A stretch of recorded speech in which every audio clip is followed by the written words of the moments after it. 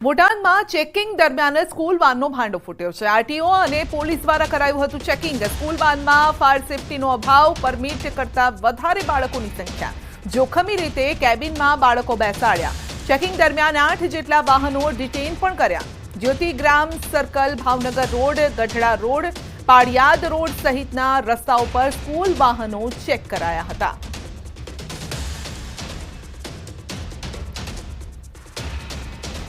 તો પરમિટ કરતાં વધારે બાળકોની સંખ્યા હતી। આજે ચેકિંગ કરવામાં આવી રહ્યું છે। અલગ અલગ જગ્યાએ પોલીસની આ ડ્રાઈવ ચાલી રહી છે અને તેમાં જ સામે આવ્યું કે પરમિટ હોય તેના કરતાં વધારે બાળકોને બેસાડ્યા છે, એટલે કે ખીચોખીચ બાળકોને બેસાડવામાં આવે છે।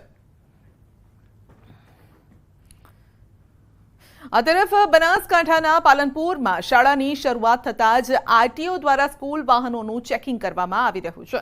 ચેકિંગ દરમિયાન જ ગેરકાયદેસર ચાલતા 20 જેટલા વાહન ચાલકોને આરટીઓ દ્વારા મેમો અપાયા છે। આરટીઓએ રજીસ્ટ્રેશન વગર ચાલતા સ્કૂલ વાહનોને 1 લાખથી વધુનો દંડ ફટકાર્યો છે। ગેરકાયદેસર વિદ્યાર્થીઓ ભરીને જતી 2 સ્કૂલ વાનને ડિટેઇન કરાઈ છે। પાલનપુર આરટીઓ દ્વારા પાલનપુર શહેરની સ્કૂલ આગળ ઊભા રહી કાર્યવાહી કરાઈ છે।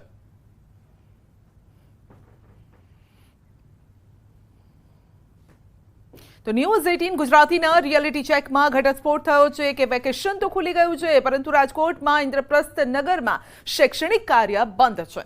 ફાયર એનઓસી ન મળતા ખાનગી શાળા બંધ છે। ફાયર સિસ્ટમમાં ખામી હોવાથી સ્કૂલ સીલ કરાઈ છે। સ્કૂલની બહાર લગાવવામાં આવ્યું છે બોર્ડ અને ફાયર એનઓસી રિન્યુઅલ અને બાંધકામ દૂર કરવાની કાર્યવાહી કરાઈ છે। તો આ કાર્યવાહી ચાલુ હોવાથી બિલ્ડિંગનો અન્ય હેતુ માટે વપરાશ કરી શકાશે નહીં તેવું પણ લખવામાં આવ્યું છે।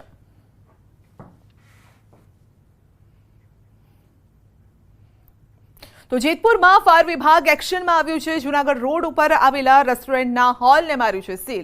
ફાયર વિભાગે JFM રેસ્ટોરન્ટના પાર્ટી ફંક્શન માટેના હોલને ફાયર એનઓસી ન હોવાથી સીલ કર્યું છે। ફાયર વિભાગે અગાઉ BU પરવાનગી અને ફાયર સર્ટિફિકેટ લેવા આપી હતી નોટિસ, અને છેવટે સુવિધાના કોઈ સાધનો ન હોવાથી પોલીસ બંદોબસ્ત સાથે ગોંડલ ફાયર ડિવિઝન અને પાલિકાની ફાયર ટીમ દ્વારા સીલની કામગીરી હાથ ધરાઈ।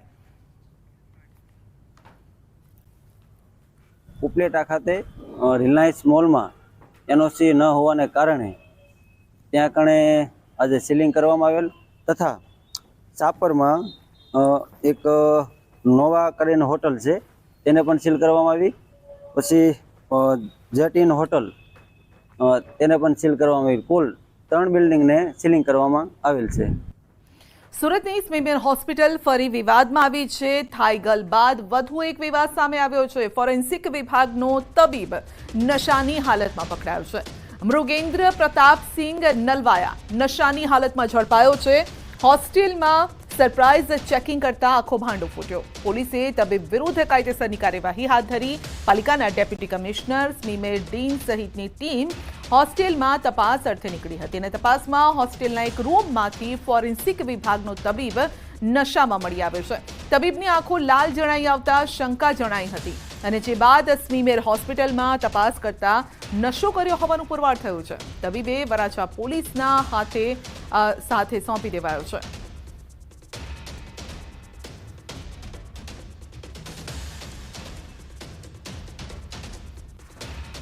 कॉलेज प्रशासन और कॉरपोरेशन प्रशासन ने एक राउंड लिया था। उसमें वो राउंड बिना किसी को बताए हुआ था। रूम्स में जो भी बच्चे वहाँ पे रहते, पीजी रेसिडेंट रहते, उनकी जांच की गई थी। जब जांच चल रही थी तो उसमें एक स्टूडेंट के फ्रिज में कुछ प्लास्टिक की बोतल में मिला, तो उस स्टूडेंट को जांच के लिए पुलिस स्टेशन में भेज दिया गया था। मनपा संचालित स्मीमेर હોસ્પિટલ વિવાદમાં ઘેરાવમાં ફરીવાર ફસાઈ છે। વાત કરીએ ખાસ કરીને તો થાઈગલના મામલે હજી સમ્યો નથી, ત્યાં વધુ એક વિવાદ સામે આવવા પામ્યો છે કે આ સ્મીમેર હોસ્પિટલના ટીચિંગ સ્ટાફ ક્વાર્ટર C બ્લોકની અંદર રહેતા આ ડૉક્ટર મુગેન્દ્ર પ્રતાપસિંહ નલવાયા નશાની હાલતમાં ઝડપાયા છે। નશાની હાલતમાં ક્યારે ઝડપાયા વાત કરીએ તો જે આ સ્મીમેર સંચાલિત જે ઉચ્ચ અધિકારીઓ જે છે એ આ સરપ્રાઇઝ ચેકિંગમાં ગયા હતા. થાઈ ગલના મામલા બાદ તપાસ સોંપ્યા બાદ સરપ્રાઇઝ ચેકિંગની અંદર ગયા હતા. એ સમય દરમિયાન રેસિડેન્ટલ ફોરેન્સિક વિભાગના તબીબ મુગેન્દ્ર પ્રતાપસિંહ નલવાયાની આંખો લાલ હોય એવું જોતા જ્યારે ઉચ્ચ અધિકારીઓને શંકા જતા એ આ મુગેન્દ્ર પ્રતાપસિંહ નલવાયાની એ તબીબી તપાસ કરાતા નશાની હાલતમાં ઝડપાયા હોવાનું બહાર આવ્યું છે. આ તપાસ ક્યાં સુધી પહોંચશે અને સ્વીમેરના ઉચ્ચ અધિકારીઓ આ ડૉક્ટર પર કઈ રીતની કાયદેસરની કાર્યવાહી કરશે એ જોવું રહ્યું. કેમેરામેન ભરત બ્રહ્મભટ્ટ સાથે કેતન પટેલ, ન્યૂઝ 18 ગુજરાતી, સુરત. હવે તબીબી તપાસ કરાવતા પહેલા ચેતવું પડશે. દાહોદના જેસાવાડાથી ડિગ્રી વગરનો બોગસ તબીબ ઝડપાયો છે અને જિલ્લા આરોગ્ય અધિકારીના માર્ગદર્શન હેઠળ ડ્રાઈવ હાથ ધરાતા બોગસ તબીબની પોલ ખુલી. ગરબાડા તાલુકાના આરોગ્ય અધિકારી અને આરોગ્ય ટીમ દ્વારા હાથ ધરાઈ આ કાર્યવાહી અને સાથે જ આરોગ્ય વિભાગ દ્વારા દવાઓનો જથ્થો પણ સીઝ કરાયો છે.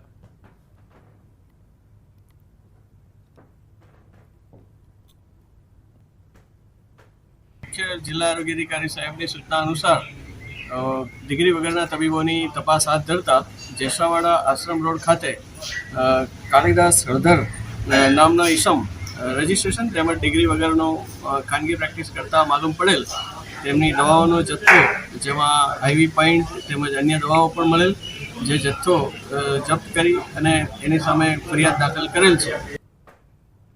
બનાસકાંઠા લોકસભા બેઠકથી જીત્યા બાદ જ્ઞાનીબેન ઠાકોર હવે વાવ વિધાનસભા બેઠકથી રાજીનામું આપશે. વાવ બેઠક ખાલી પડશે, કોણ હશે કોંગ્રેસના ઉમેદવાર? ન્યૂઝ 18ના સવાલ પર બોલ્યા છે જ્ઞાનીબેન ઠાકોર. વાવ બેઠક પર કોંગ્રેસ ઉમેદવાર અંગે જ્ઞાનીબેને જવાબ આપ્યો. મોવડી મંડળ વાવ બેઠકની જનતા નક્કી કરશે કે ઉમેદવાર કોણ હશે. રાજીનામા આપતા પહેલા બોલ્યા જ્ઞાનીબેન ઠાકોર, આ ખુશીનું રાજીનામું છે. તો જાહેર જીવન એવું જીવો કે રાજીનામામાં પણ લોકોની ખુશી હોય. આ કોઈ પાર્ટી જ્યારે નક્કી કરતી હોય ત્યારે આખા સમગ્ર બનાસકાંઠા જિલ્લાના સાંસદ સભ્ય તરીકે એની જવાબદારી ઠાકોર સમાજને બનાસકાંઠા જિલ્લાએ સોંપી હોય ત્યારે હાથીના પગમાં બધું આવી જાય અને કોંગ્રેસ પાર્ટી જે કાંઈ નક્કી કરશે એમાં મારો સૂર રહેશે. અમારો ઉમેદવાર કોંગ્રેસ પાર્ટીનું મોવડી મંડળ ખાસ કરીને વાવ વિધાનસભાની 18 આલમ 36 કોમ અમારો ઉમેદવાર નક્કી કરશે અને જનતાએ ઉમેદવાર નક્કી કરેલો હોય ત્યારે જનતા એને આશીર્વાદ આપે. ઘણું રાજીનામા આપે ત્યારે જેને મત આપ્યા હોય એનો ક્યાંક વિશ્વાસ તૂટતો હતો, ક્યાંક. અને હવે સીધા જ આપણે લઈ જઈશું હવામાન વિભાગની પ્રેસ કોન્ફરન્સમાં. जहाँ पे लाइट रेन और साथ में थंडरस्टॉर्म होंगे वो डिस्ट्रिक्ट है अहमदाबाद, दाहोद, छोटा उदयपुर, सूरत, डांग, नवसारी, वलसाड़, दमन और दादरा नगर हवेली. और डे 2 की बात करेंगे जहाँ पे आइसोलेटेड प्लेसेस पे लाइट रेन और साथ में थंडरस्टॉर्म होंगे गुजरात रीजन के. वो डिस्ट्रिक्ट है दाहोद, महिसागर, छोटा उदयपुर, सूरत, डांग, नवसारी, वलसाड़, तापी, दमन और दादरा नगर हवेली. और डे 3 की बात करेंगे जहाँ पे आइसोलेटेड प्लेसेस पे लाइट रेन का पूर्वानुमान दिया गया है. वो डिस्ट्रिक्ट है छोटा उदयपुर, डांग, नवसारी, वलसाड़, तापी, दमन और दादरा नगर हवेली. और डे 4, डे 5 और डे 6 की बात करेंगे जहाँ पे आइसोलेटेड प्लेसेस पे लाइट रेन होने का पूर्वानुमान दिया गया है. वो डिस्ट्रिक्ट है नवसारी, वलसाड़, तापी, दमन और दादरा नगर हवेली. और डे 7 के लिए सूरत, डांग, नवसारी, वलसाड़, तापी, दमन और दादरा नगर हवेली में लाइट रेन होने का पूर्वानुमान दिया गया है. और सौराष्ट्र रीजन की बात करेंगे जहाँ पे आइसोलेटेड प्लेसेस पे आज और कल के लिए लाइट रेन और साथ में थंडरस्टॉर्म की वार्निंग दी गई है. उनमें डिस्ट्रिक्ट आज के लिए सुरेंद्र नगर, अमरेली, भावनगर और बोटा है. और डे 2 और डे 3 के लिए अमरेली और भावनगर डिस्ट्रिक्ट है जहाँ पे आइसोलेटेड रेन होने का पूर्वानुमान है. और डे 4, डे 5 और डे 6 की बात करेंगे तो गिर सोमनाथ में आइसोलेटेड प्लेसेस पे लाइट रेन होने का पूर्वानुमान दिया गया है. और मैक्सिमम टेम्परेचर की बात करेंगे तो आने वाले 5 दिनों के लिए maximum temperature no large change में रहेगा.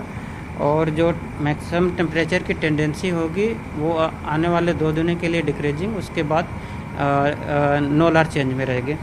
और अहमदाबाद और गांधीनगर के लिए मैक्सिमम टेम्परेचर की बात करेंगे तो अहमदाबाद का 40.9 और गांधीनगर का 41 degree Celsius maximum temperature record हुआ है. और 41 डिग्री सेल्सियस दोनों जगह के लिए फोरकास्ट दिया जा रहा है मैक्सिमम टेम्परेचर का. सर रूटीन बारिश के लिए और कितना वेट करना पड़ेगा? भले मानो कि मानसून एंटर हो चुका है, लेकिन जो चाहिए उतनी बारिश नहीं है, वो वीक हो चुकी है। क्या कारण? अभी जो मानसून साउथ गुजरात के नवसारी तक मानसून का आगमन हुआ है गुजरात रीजन में, और उसके बाद से जो एक्टिविटी है वो वीक हो गई है। तो अभी तक आने वाले 7 दिनों में लाइट रेन ही कुछ जो डिस्ट्रिक्ट बताए गए थे उन डिस्ट्रिक्ट पे होंगे, और उसके बाद का मतलब जो अपडेट होगा हम लोग आपको अपडेट कर देंगे। सर कागज दीजिए ना सर। તો રાજ્યમાં છૂટોછવાયો વરસાદ થતો રહેશે, જો કે ચોમાસું હજુ પણ પલાઠી વાળીને બેઠું છે, એટલે કે બ્રેક લીધી છે, પરંતુ રાજ્યના દક્ષિણ ગુજરાત સાથે જ સૌરાષ્ટ્રના કેટલાક વિસ્તારોમાં વરસાદ થતો રહેશે।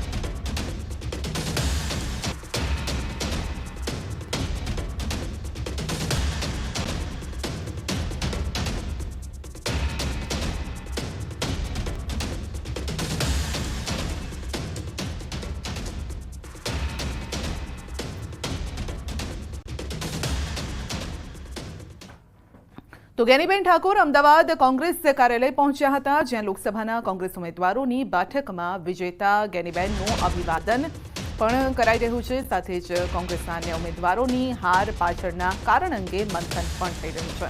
બેઠકમાં પ્રદેશ કોંગ્રેસ પ્રમુખ, પ્રભારી અને કોંગ્રેસના ઉમેદવારો જેઓ ચૂંટણી લડ્યા તેઓ પણ હાજર રહેશે। તમારી પ્રજાને સંદેશ આપવા માંગો છો, કોંગ્રેસની જીત કે જ્ઞાનીબેનની જીત? નહીં, આ કોંગ્રેસ પાર્ટીની, બનાસકાંઠાની જનતાની, 18 આલમ 36 કોમની જીત, લોકશાહીની જીત છે। અચ્છા, આપના ઉત્તરાધિકારી તરીકે કોઈનું નામ સજેસ્ટ કરશો? અત્યારે આ વિષય એટલો જ છે કે નિયમ પ્રમાણે 14 દિવસની અંદર એક પદમાંથી રાજીનામું આપવું પડે। હું આજે ધારાસભ્ય પદમાંથી રાજીનામું આપું છું। 2 વાગે પ્રદેશના મોવડી મંડળે તમામ ઉમેદવારોને અને બધાને જ ત્યાં પ્રદેશ સમિતિ બોલાવ્યા છે, એટલે એમણે સૌનો, ગુજરાતની કોંગ્રેસનો જે મદદ કરી એમનો સૌનો આભાર વ્યક્ત કરવા છે। જ્ઞાનીબેન ઠાકોર ફેક્ટર પડી ગયું છે, કયા ફેક્ટરે જીત અપાવી આપને લાગે છે? નહીં, આમાં જનતાએ જીત અપાવી છે। 18 આલમ 36 કોમ, જ્યારે જનતા નક્કી કરે ત્યારે કોઈ સંસાધનો નહીં, એક બાજુ ધનશક્તિ, એક બાજુ જનશક્તિ, પણ ધનશક્તિ સામે જનશક્તિનો વિજય છે। અમારી સાથે વાત કરવા માટે આભાર। તો હતા જ્ઞાનીબેન ઠાકોર, જેમનું કહેવું છે કે આ જનશક્તિનો વિજય છે, ધનશક્તિની હાર થઈ છે। કેમેરા પર્સન હિતેશભાઈ સાથે ગીતા મહેતા, ન્યૂઝ 18 ગુજરાતી, ગાંધીનગર।